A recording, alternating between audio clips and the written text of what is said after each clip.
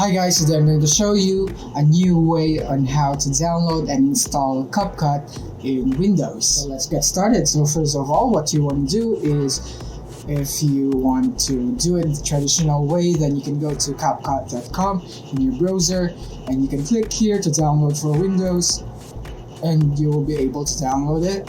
But we don't want to do that for now because we want a new method, and that is going to the Microsoft Store. You just need to search Store here in your taskbar and Microsoft Store should come up. And once you have launched your Microsoft Store, you should be able to pop here, and then you want to type here CapCut and wait for it to load. And there you go, there is CapCut, and all you need to do is just click on install and wait for it. It depends on your internet connection, on how you're going to be able to download CapCut quickly, and it will be automatically installed. So that's it for this video.